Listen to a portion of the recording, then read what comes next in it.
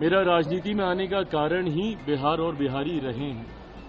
ऐसे में मेरी इच्छा है कि मैं जिस सोच के साथ राजनीति में आया हूं, मेरा एक अपना विजन भी है, बिहार फर्स्ट, बिहारी फर्स्ट। चिराग पासवान कहां से चुनाव लड़ेंगे? 8 जून को आरा की रैली में ये बड़ा ऐलान होने वाला है।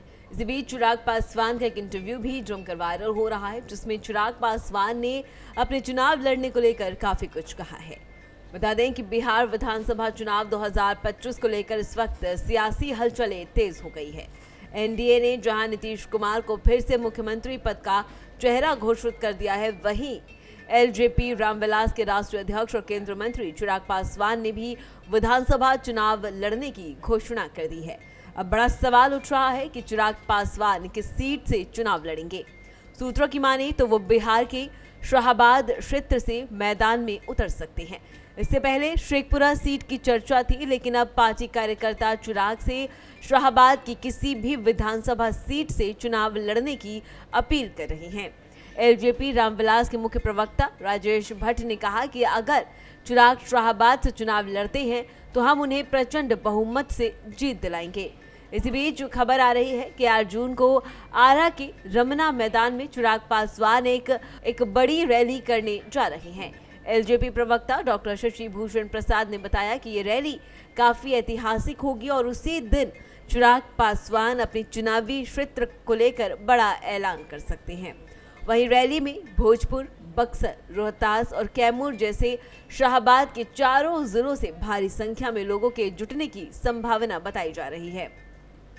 बता दें कि 2020 में पार्टी अकेले चुनाव लड़ते हुए शाहबाद क्षेत्र में मजबूत स्थिति में थी। इस बार चिराग पासवान को एक जाति नहीं बल्कि पूरे समाज का समर्थन मिल रहा है। ऐसे में उनका शाहबाद से चुनाव लड़ना विपक्ष के लिए एक कड़ा संदेश होगा। सुनिए क्या कुछ चिराग पासवान ने अपने चुनाव लड़ने को लेकर यहाँ कहा।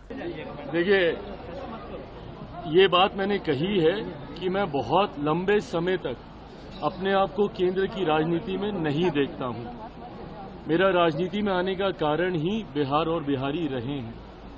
ऐसे में मेरी इच्छा है कि मैं जिस सोच के साथ राजनीति में आया हूं, मेरा एक अपना विजन भी है, बिहार फर्स्ट, बिहारी फर्स्ट। ऐसे में मैं चाहता हूं कि मेरा राज्य बिहार विकसित राज्यों की श्रेणी में बराबरी पर आकर खड़ा हो। जो तीसरी बार का सांसद बनने के बाद मुझे एहसास हो रहा है कि दिल्ली में रह के शायद नहीं संभव होगा।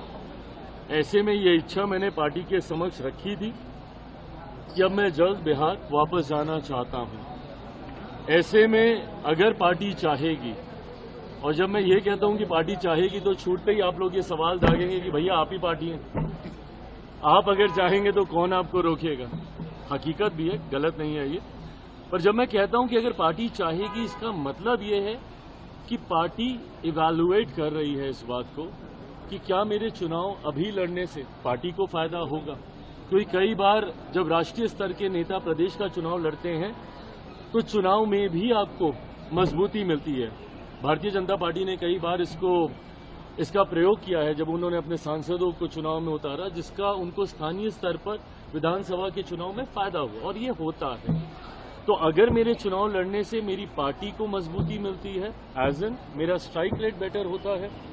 लोकसभा में हम लोग का 100% स्ट्राइक रेट था। मैं चाहूंगा कि विधानसभा में भी मैं जितनी सीटों पे भी लड़ूं, पर मेरा स्ट्राइक रेट बेटर हो। तो अगर मेरा स्ट्राइक रेट मेरे लड़ने से और मेरे गठबंधन का प्रदर्शन अगर इससे बेहतर होता है, जो कि चर्चा में लग रहा है, तो मैं जरूर लड़ूंगा।